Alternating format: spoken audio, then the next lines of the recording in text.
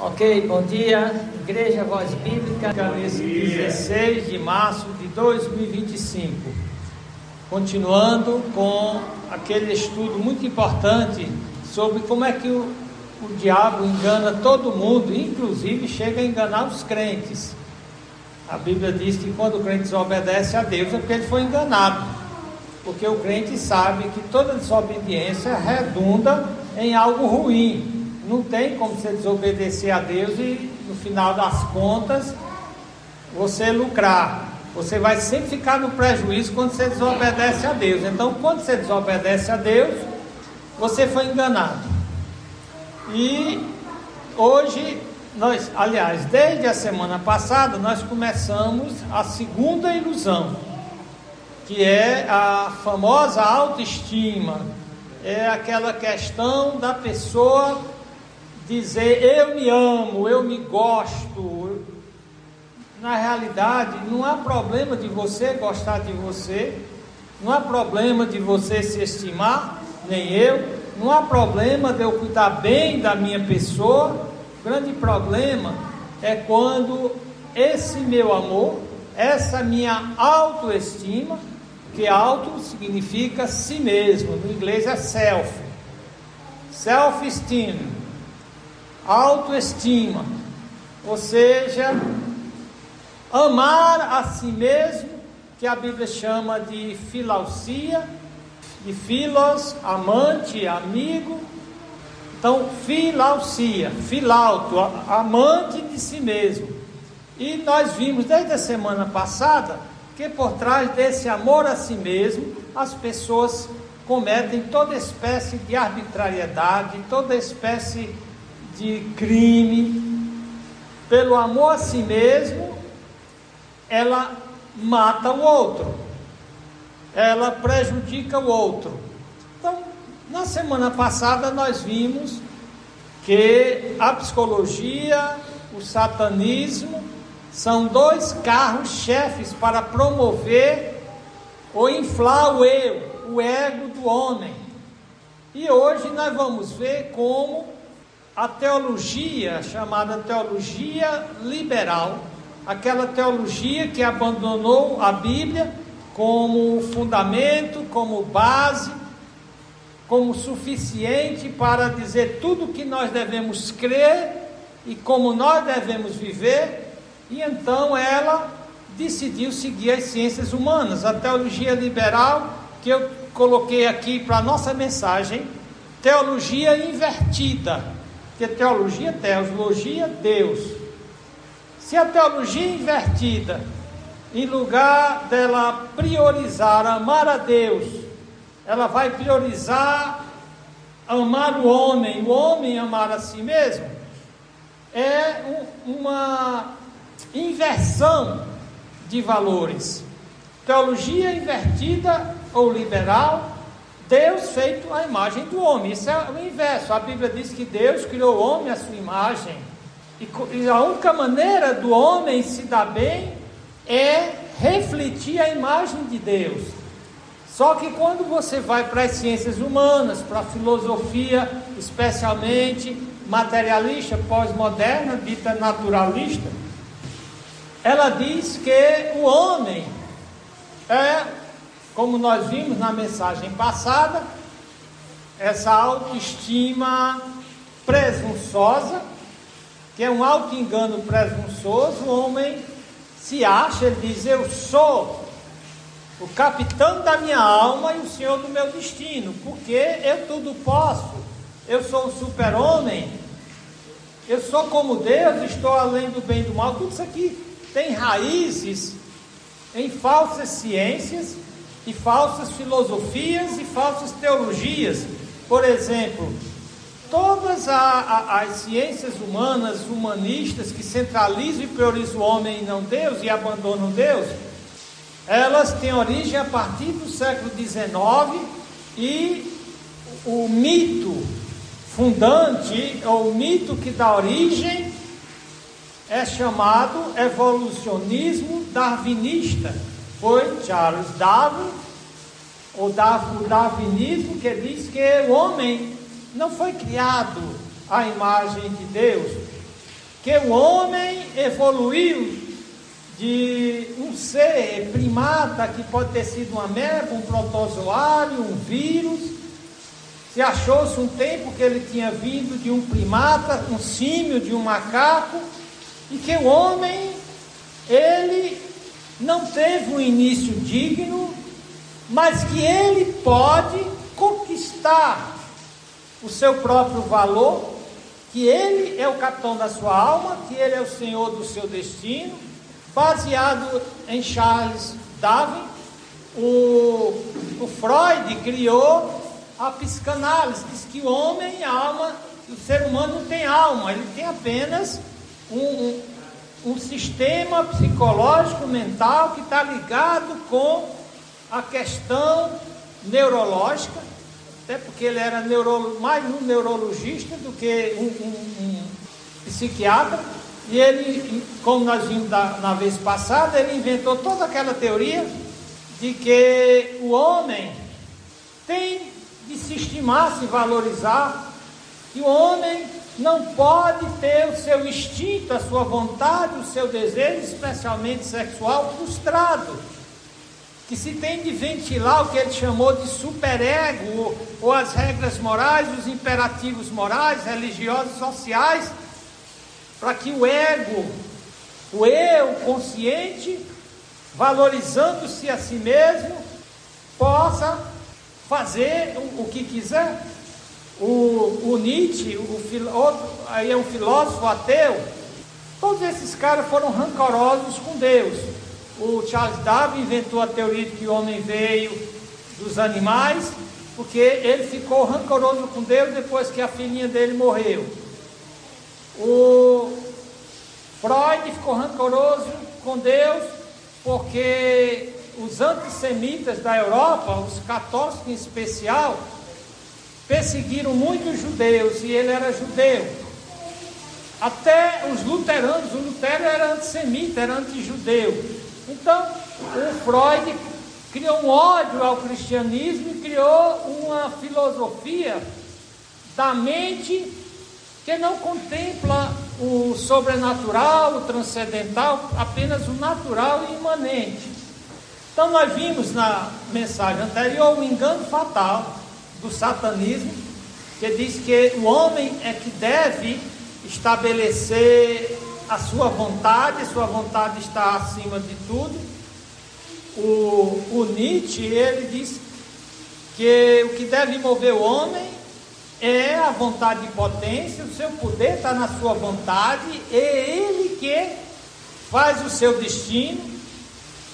Então, todas essas filosofias criaram o homem da pós-modernidade, um homem que o Nietzsche chamou, seria um Uberman, ou seja, um Superman, e esse Superman foi exatamente Adolf Hitler, que, seguindo os ditames da teoria da evolução, os ditames da filosofia do Nietzsche, do niilismo, que não existe passado nem presente, nem futuro, só existe um momento imediato em que você está vivendo. Aí se criou a filosofia existencialista, que o homem, de acordo com o filósofo Paul Sartre, diz que ele está condenado a ser livre, porque não tem ninguém para alterar seu destino, e essa liberdade é a sua própria condenação, porque ele não pode escapar de tomar suas decisões.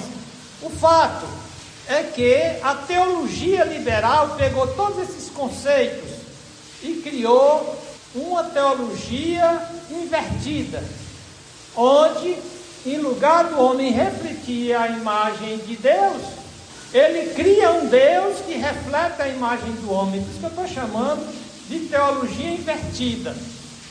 No gráfico que eu fiz, você vê aí um camaradinha, onde ele diz: eu me amo, e atrás dele pessoas, e esse me amo tem um eco resultante que é: todos existem para me servir, que é o contrário, é a inversão do que Cristo disse em Marcos 10:45.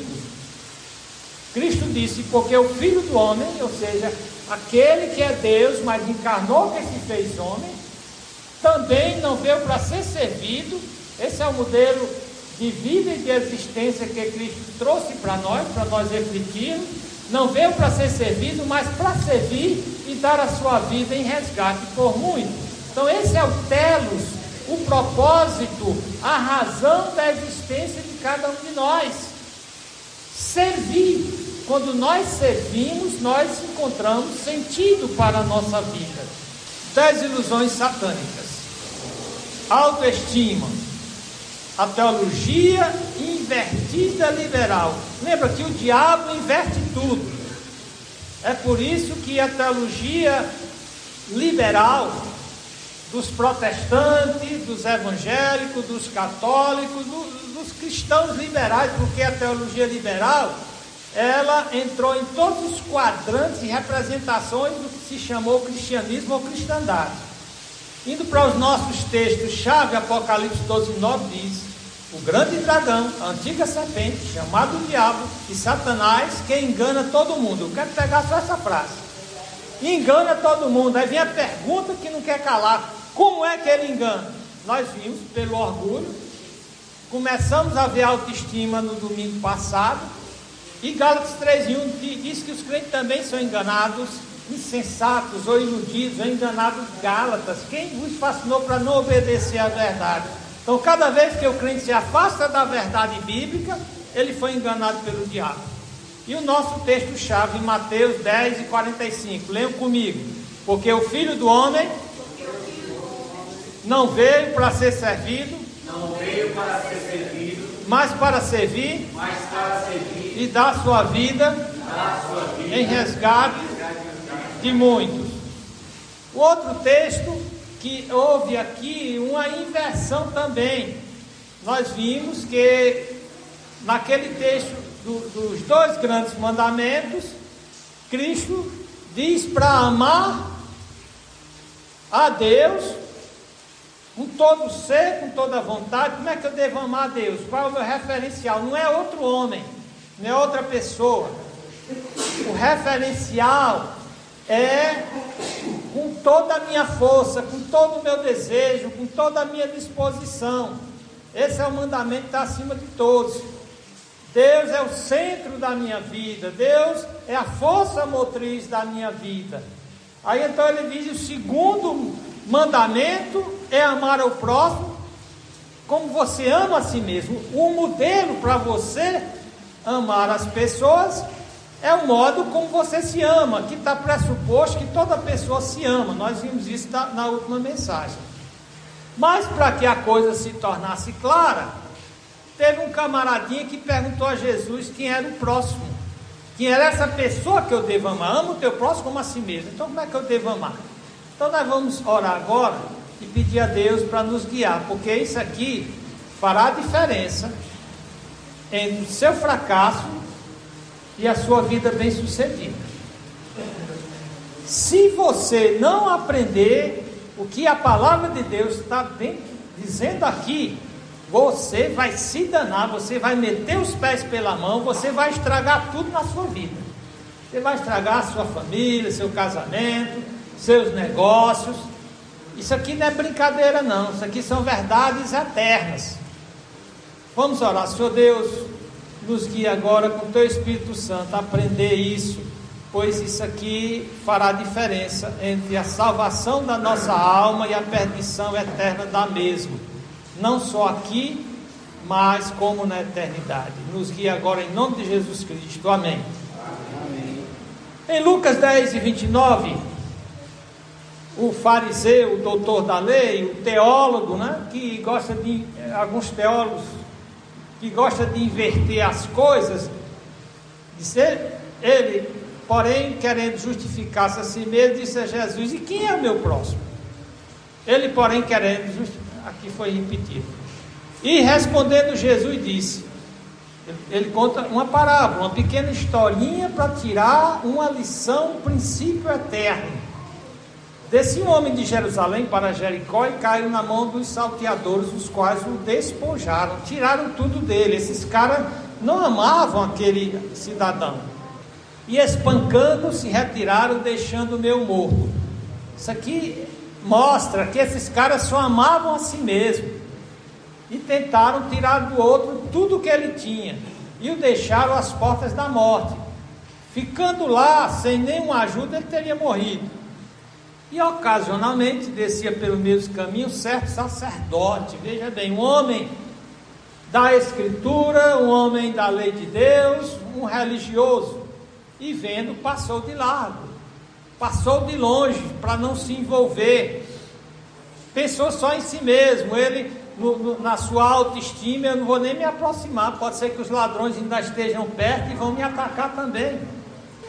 Aí o sacerdote tinha como ajudante os levitas, e aqui diz igual modo também um levita, ou seja, o assistente lá do sacerdote, chegando àquele lugar e vendo, passou de largo, ou seja, ele amou só ser ele mesmo, e ele seguiu o modelo do outro, o modelo centrado, da pessoa centrada em si mesmo.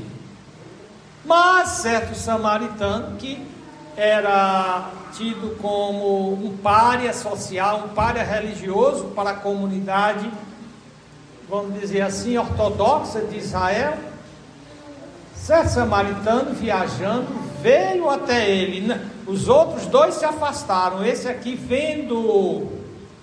Aqui nós vemos o acionamento do que é chamado empatia. Ele conseguiu fazer uma leitura da situação daquele homem. Ele viu aquele homem e pensou na dor, no sofrimento, no desespero, na ansiedade, na angústia que aquele homem estava, sem poder nem se mover, talvez até com membros quebrados, e movido de íntima compaixão. Compaixão é sentir o que o outro está sentindo. Quando ele viu, ele fez a leitura, que é a empatia, procurar detectar a dor do outro. Mas ele não ficou só na empatia, ele passou para o segundo ponto, íntima compaixão, foi movido a fazer algo pelo outro, e aproximando-se, se lembra, os outros se afastaram, ele aproximando-se. Aqui são atos de amor, o amor age, atou as feridas, cuidou das feridas, deitando-lhes remédio, que era azeite e vinho, e pondo sobre o seu animal, ou seja, ele ia agora a pé, preferiu dar conforto para aquele homem moribundo, levando para uma estalagem e cuidou dele. Cuidou dele. Esse é o verdadeiro telo nosso, cuidar uns dos outros. E partindo no outro dia, tirou 2 dinheiros, fez sacrifício de amor pelo outro, e deu esse dinheiro ao hospedeiro e disse: cuida dele. Eu estava aqui e cuidei, agora eu vou te pagar para que você cuide dele. E tudo que demais gastares, eu te pagarei quando voltar. É chamado de bom samaritano, aquele que amou o próximo, exatamente porque ele não se estimou, ele estimou o outro. Ele fez o que Deus mandou. Aí Cristo pergunta: qual, pois, desses 3 se parece que foi o próximo, ou amou aquele homem que caiu nas mãos dos salteadores? E aquele religioso disse: o que usou de misericórdia para com ele. Disse, pois, Jesus: vai e faz da mesma maneira. Jesus está dizendo para cada um de nós: você vê uma pessoa em sofrimento, precisando de ajuda, não passe de largo, não ignore, é mais fácil ignorar. Então o objetivo desse estudo é mostrar, primeiro, a inversão conceitual que é feita em relação à questão da autoestima. A Bíblia não manda amar a nós, manda amar a Deus e ao próximo. Ela dá por certo que nós já nos amamos, então eles invertem a coisa. É uma inversão ontológica, ou seja, ontologia tem a ver com o estudo do ser. Nós passamos a priorizar o nosso ser e não do outro. E teológica, do telos, ou propósito do homem enquanto imagem de Deus. Deus fez o homem para refletir a imagem de Deus e não o contrário. Não o contrário, para que Deus refletisse a imagem do homem. O Deus de muitas igrejas é aquele Deus que não é o Deus da Bíblia. É um Deus desfigurado, é uma caricatura perversa feita por humanistas, pastores, que não estão interessados realmente no plano de Deus, no que Deus diz. Eles estão interessados em ter sucesso. São coaches humanistas, treinadores, captadores de recursos. Então, o Deus, eu coloco com letra minúscula, o Deus da teologia liberal e ciências humanas não é o Deus da Bíblia. O Deus da Bíblia é todo perfeito. E a única imagem que o homem deve refletir é a imagem de Deus. Por isso nós estudamos a Bíblia, a teologia, para ser como Deus. A Bíblia diz claramente: sede imitadores de Deus.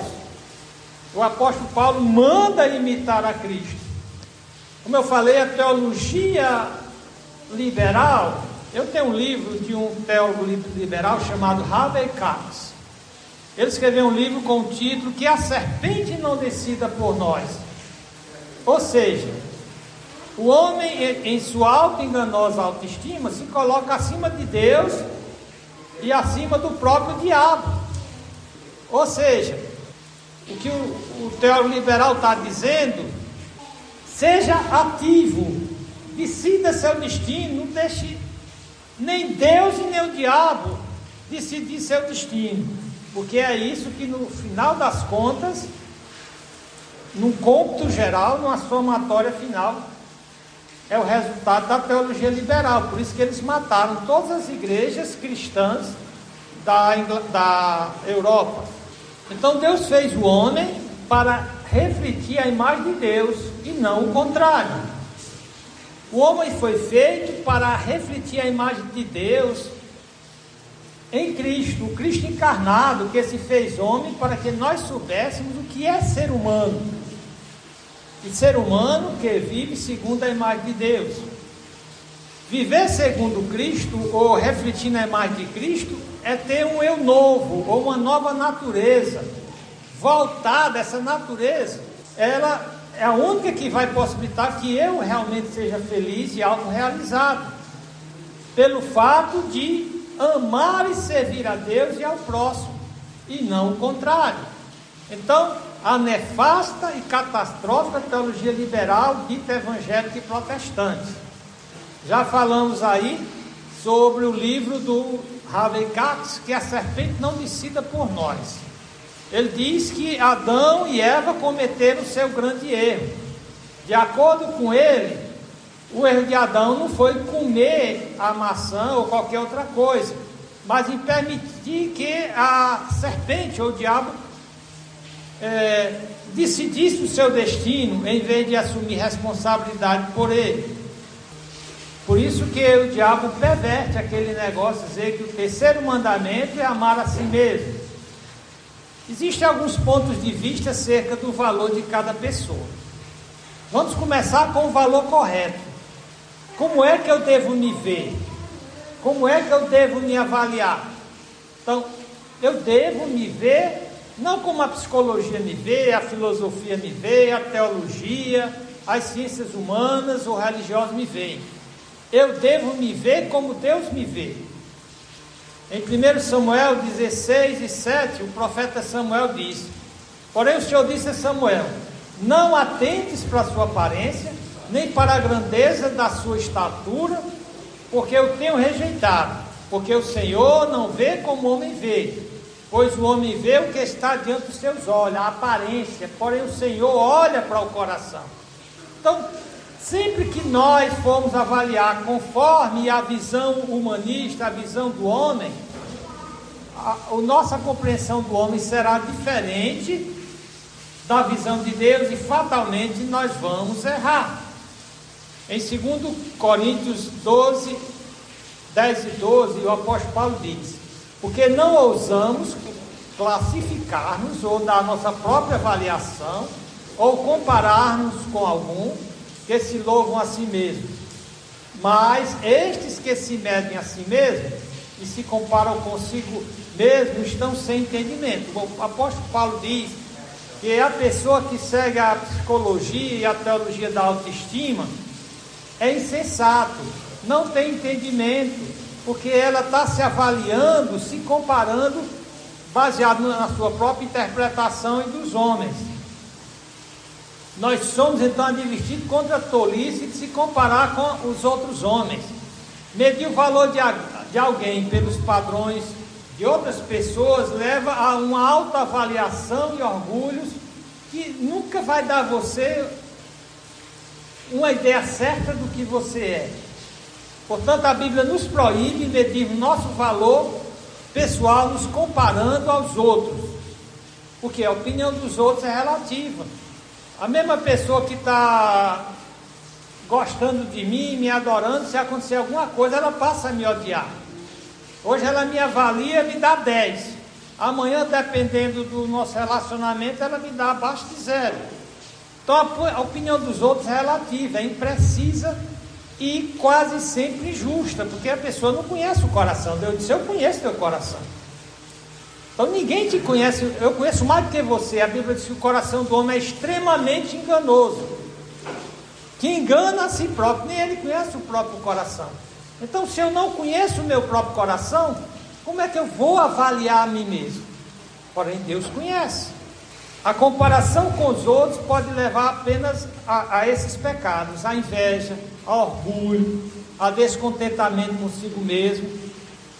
Porém, a Bíblia nos encoraja a encontrar nosso valor, nossa identidade apenas em Jesus Cristo. Olha o que diz Tiago 3:16. Repita comigo: porque onde há inveja, e espírito contencioso, aí há perturbação, e toda obra perversa. O que é inveja? É você se comparar com o outro e achar que o outro está se dando melhor do que você. Então, quando você começa a se comparar com outra pessoa, aí vai surgir o espírito de confusão, de briga, perturbação e toda obra perversa. Então, como é que nós devemos ver o nosso eu? Como nós vemos o nosso eu, pode nos levar a uma avaliação errada, então, sobre o nosso valor pessoal. A Bíblia nos alerta sobre isso. Nós podemos inflar o nosso eu. Alguém perguntando: e aí, Flávio, qual é o seu conceito de você? Aí o Flávio começar a encher a bola dele: eu sou o último biscoito do pacote. Depois de mim sou eu, antes de mim sou eu, em cima de mim sou eu. Talvez não diga com essas palavras, talvez nós não venhamos a dizer assim, mas nós temos a tendência a superestimar o nosso valor, especialmente quando as coisas estão bem. Quando as coisas começam a dar mal, a gente fazemos o contrário. Aí onde vem o que é chamado baixa autoestima. Não é porque nós não nos amamos, é porque nós não estamos conseguindo dar ao nosso eu que nós achamos que ele merece. Aí você diz: e alguém que se suicida? Se alguém se suicida a si mesmo. Não é verdade. Quem se suicida ama demais a si, não aguenta mais ver o seu eu sofrendo, então acaba com a vida. Porque se odiasse o seu eu, não se mataria. Deixa esse infeliz sofrer o máximo que ele puder aqui na terra. Então o suicídio é o contrário, não é porque ninguém ama. E olha o que o apóstolo Paulo diz em Romanos 12:3. Ele diz: porque pela graça que me é dada, diga cada um dentro de vós que não pense de si mesmo além do que convém. Ou seja, não fique preocupado: oh meu Deus, não estão me amando, não estão me respeitando, não estão dando o meu valor. Paulo diz: não é aí que você deve parar na vida. Antes pense com moderação, conforme a medida da fé que Deus repartiu a cada um. Os crentes devem se concentrar em seu próprio trabalho. Lembra que o samaritano, o sacerdote e o levita, eles se preocuparam com eles, com a situação deles, o que eles poderiam perder se envolvessem com o moribundo. Já o samaritano, ele se concentrou. Eu tenho uma missão aqui. Esse cara está lenhado, na expressão cearense, está lascado. Se eu não fizer alguma coisa, ele morre. Então ele nem pensou em si. Então os crentes devem se concentrar em seu próprio trabalho, em vez de ficar se comparando com a realização dos outros. O crescimento e a realização pessoal vem de avaliar a si mesmo de acordo com os padrões de Deus, não com os padrões de outras pessoas. Nós vimos a visão errada de si mesmo, ao atribuir a si mesmo um valor injustificadamente baixo. Algumas pessoas, elas se amam, mas acham que elas não têm valor, porque elas não têm um carro bom, não têm um emprego bom, não têm uma pessoa para compartilhar um romance. Olha, o apóstolo Paulo terminou sua vida, ele só tinha uns poucos pergaminhos e uma capa. O cara não tinha quase nada. O cara disse que tinha vontade de casar, mas o seu ministério é tão tumultuado. Ele disse, eu queria ter uma irmã minha e casar com ela. O cara não tinha nada, nem uma parceira para compartilhar a vida. Porém, ele disse que aprendeu a ser contente em toda situação, inclusive com o valor que tinha, pelo fato de ele ser imagem de Deus, ser redimido por Cristo.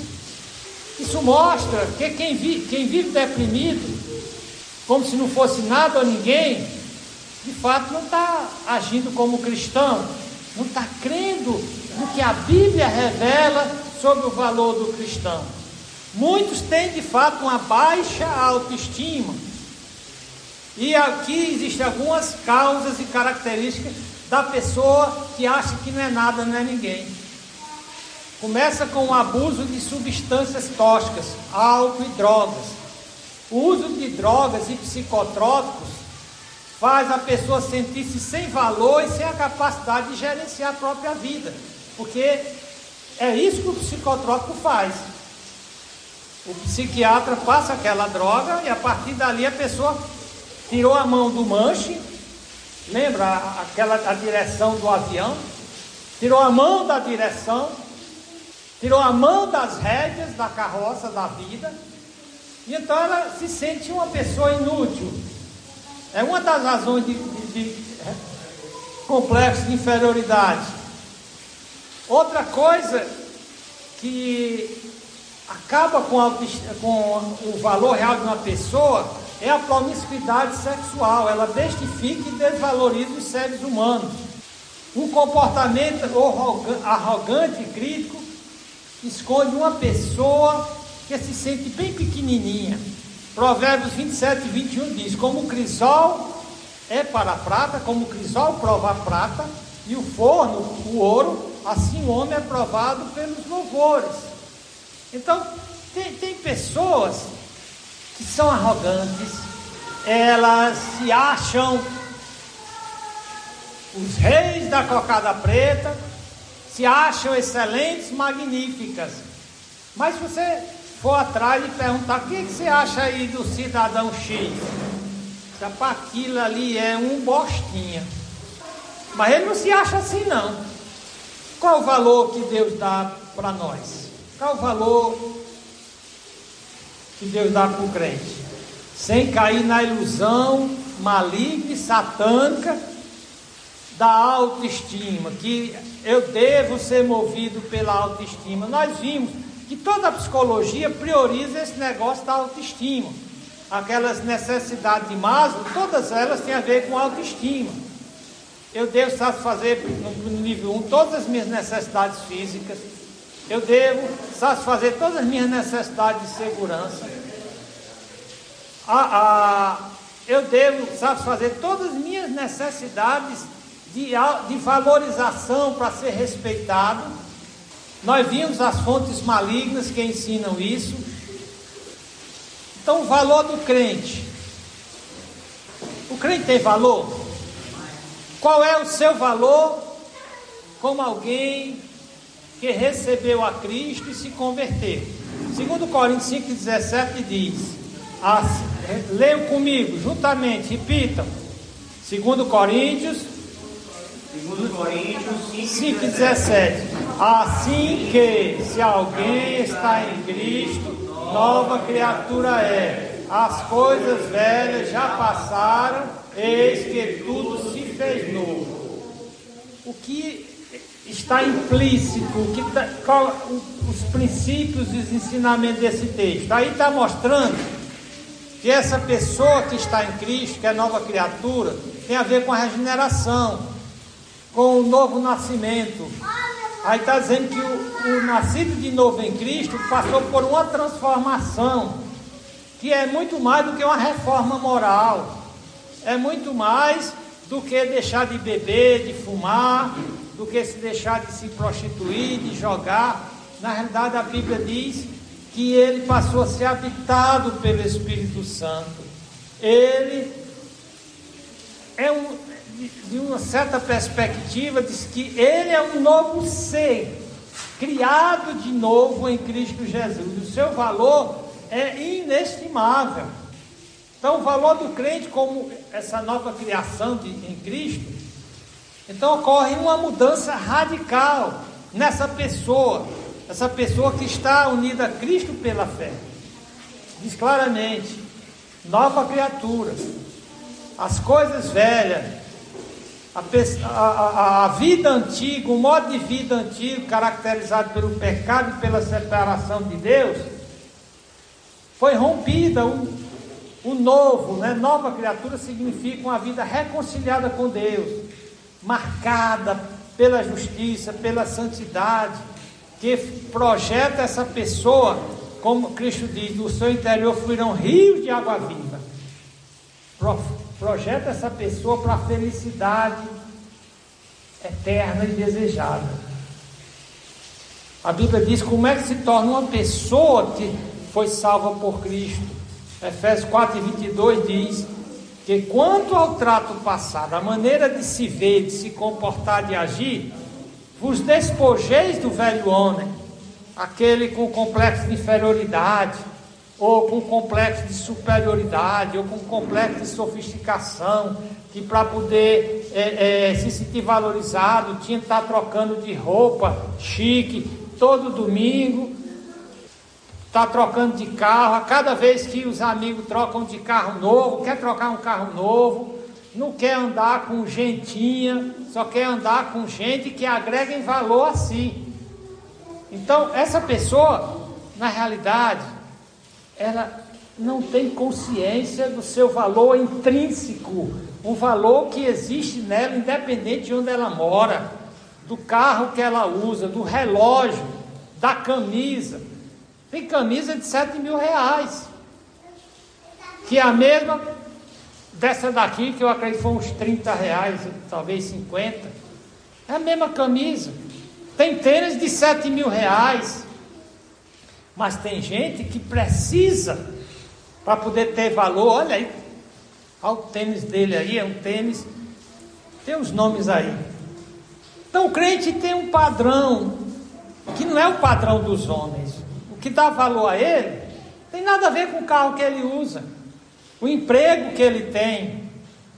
Diz que ele foi revestido do novo homem, é criado em verdadeira justiça e santidade. Essa transformação falada aqui em Efésios 4:22, exorta o crente a despojar-se daqueles seus valores antigos, que ele achava que tinha valor, porque a sua família era da família do imperador Pedro I, mas diz que ele se revista, se renove no espírito de sua mente, se revista do novo homem. Viver como uma nova pessoa, segundo a imagem de Cristo, exige uma ruptura, então, com esses comportamentos boçais, pecaminosos, invejosos, e ter um compromisso de viver de uma maneira que reflita o caráter de Cristo. E você diz, o que é que reflete o caráter de Cristo? a Bíblia chama de o fruto do Espírito. O Espírito Santo que habita em você vai fazer você uma pessoa maravilhosa, fantástica, um bom samaritano. O texto lá diz, mas o fruto do Espírito, ou seja, quem tem o Espírito Santo, se deve ver isso na vida dele, o quê? Amor, gozo, alegria, paz, longanimidade, paciência, benignidade, intenção boa, bondade, atos bons, fé, fidelidade, mansidão, temperança. Isso aqui é o caráter de Cristo, é isso que agrega real valor à pessoa. Não é meu dinheiro que agrega valor a mim, não é a minha aposentadoria, não é meu título desportivo, não é o prêmio que eu ganhei, as medalhas. O que agrega valor a mim é esse amor, essa alegria do Espírito que independe da circunstância, esse contentamento que Paulo diz, eu aprendi a ser contente mesmo sem ter mulher, sem ter sexo. Eu aprendi a ser contente mesmo sem ter uma casa para chamar de minha, mesmo sem ter um salário fixo. Eu aprendi a viver contente. Então a nova imagem em Cristo faz com que todo cristão tenha o mesmo valor aos olhos de Cristo. Quando Cristo olha para dentro da igreja, ele não vê, aquele lá é um alto funcionário público, aquele ali dá um dízimo grande, ele é importante para a minha igreja. Não, esse é um pensamento animal, terreno. Aquele é um empresário que contribui muito para a igreja. Não, olha o que Cristo disse, repita comigo, Gálatas 3:28.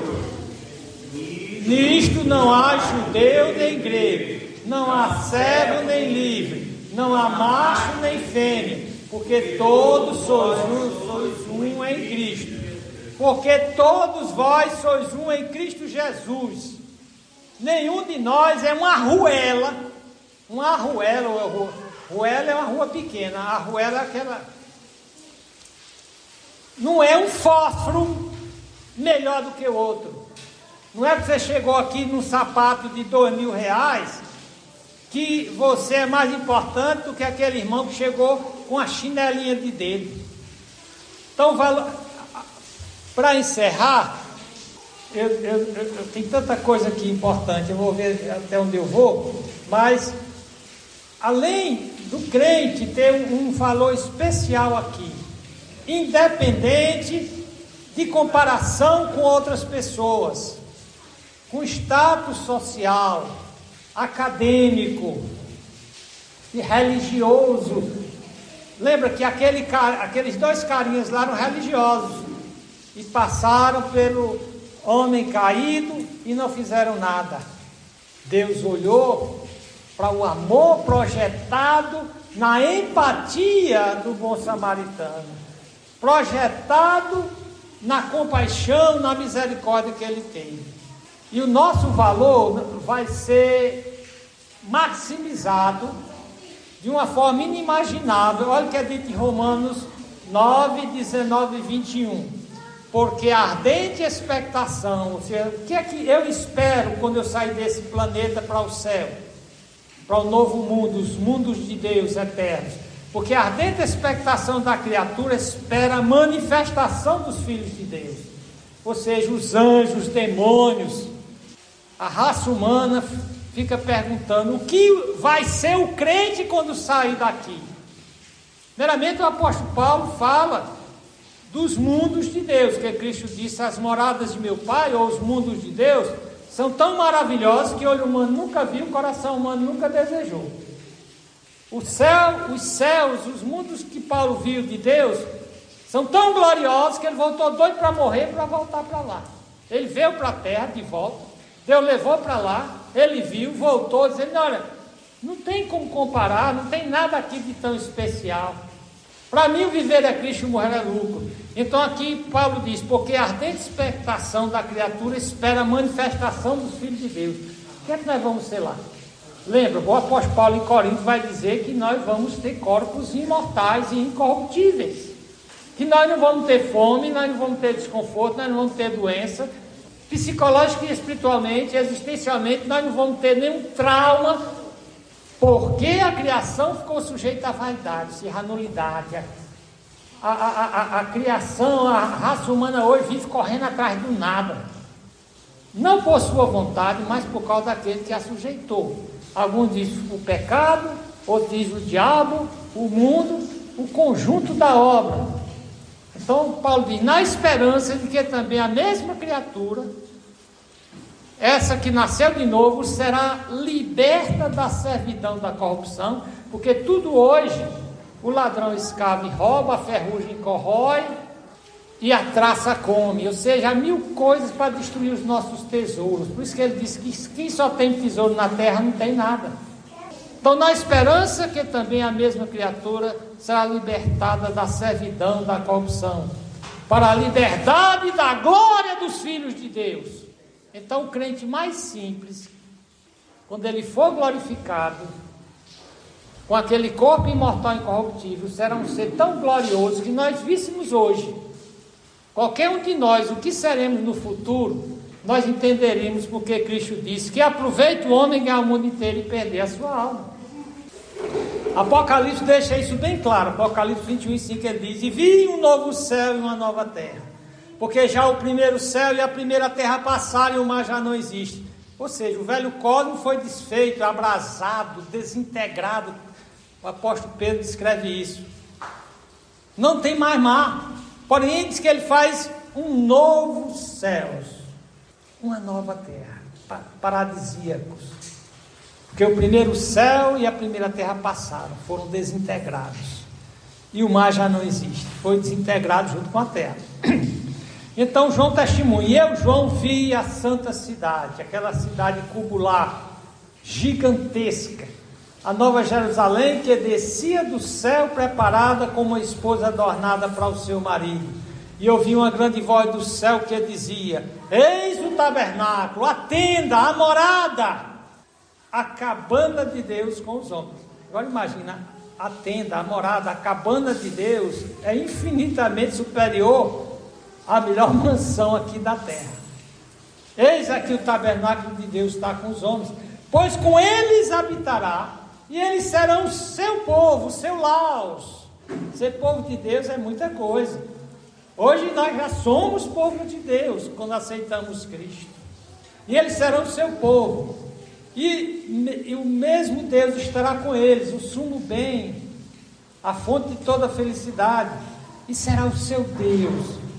E Deus limpará dos seus olhos toda lágrima, tirará qualquer motivo de sofrimento. E não haverá mais morte, nem pranto, tristeza, depressão, nem clamor, nem dor, porque as primeiras coisas são passadas. E o que estava assentado no trono disse: eis que faço novas todas as coisas. Lembra que ele começa nos fazendo nova criatura quando aceitamos Cristo? Mas ainda ficamos nesse corpo corruptível, sujeito a morrer, a tristeza. Eis que faço nova todas as coisas, e disse-me: escreve, porque essas palavras são fiéis e verdadeiras. Em resumo, o valor do crente está no conjunto dessas coisas. A nova criação em Cristo é um princípio central na fé do Novo Testamento, enfatizando então o poder transformador do Evangelho, essa nova imagem, essa nova identidade e propósito do crente em Cristo. Já é uma realidade presente, já somos novas criaturas e temos uma esperança futura, e tudo isso vai moldando a nossa vida. Aqui eu cheguei numa terça parte desse estudo de hoje, mas o tempo, as crianças até já desceram. Que nós aprendemos hoje? Que o meu valor não deve ser aquilatado, medido, me comparando com outras pessoas. Se eu ficar me comparando com as outras pessoas, eu vou encher a minha bola. Eu vou tentar me enganar, dizer que eu sou melhor sem ser. Eu vou tentar viver competindo com ela desesperadamente e ficando sempre frustrado. Eu vou tentar basear o meu valor em agregar coisas materiais. Eu vou formar minhas amizades pensando naquelas amizades que agregarão valor a mim, mas o meu valor não virá de pessoas fora de mim, virá do Cristo que habita em mim através do Espírito Santo, virá desse fruto do Espírito em mim, desse contentamento contente. Se eu ganhar um salário mínimo, estou contente. Se eu passar a ganhar 10, estou contente. Se eu voltar a ganhar um salário mínimo, vou estar contente. Se eu tiver carro, vou estar contente. Se eu tiver andar de bicicleta ou de jumento, estou contente, vou até de pé. O importante é saber que o meu valor não depende de nada dessa terra. Que em Cristo eu tenho real valor. Eu não preciso estar me medindo com ninguém, me comparando com ninguém. Eu preciso tirar essa psicose, essa concentração em mim mesmo e começar a agir em amor para com Deus e para com o meu próximo. Vou convidar o irmão Flávio que faça uma oração. Na próxima semana nós vamos ver, ainda vou continuar nessa área da autoestima, porque nós vamos ver, aprofundar mais o que nós dissemos aqui. Oremos. Senhor nosso Deus, nosso Pai, te louvamos pela Tua Palavra, te louvamos, ó Pai, que o Senhor tem nos contemplado, conforme o Senhor tem nos dado a Tua sabedoria, ó Pai, para entendermos que tudo que valemos, ou tudo que pensamos, ó Pai, que vale na nossa vida seria e é, Senhor, te servir. Possamos, ó Pai, nos compararmos contigo, possamos buscar, Senhor, sempre a Tua imagem, a Tua semelhança, para que possamos entender, ó Pai, que tudo que temos aqui, Senhor, é passageiro e está na nossa mão para ser administrado da melhor forma para te honrar. Possamos, ó Pai, durante essa semana, meditar sobre essa mensagem, possamos buscar entender, ó Pai, tirar qualquer parâmetro de inveja, vontade ou aquilo, ó Pai, que traga o egocentrismo ou até abaixo a autoestima, ó Pai. Possamos entender que o Senhor fez cada um de nós de forma diferente para te honrar e para te servir. Abençoa cada família que está aqui, pensei por todos os pedidos, ó Pai, que aqueles que são para a Tua honra, para a Tua glória, que possam ser concretizados. Em nome do Teu Filho amado Jesus Cristo. Amém. Amém.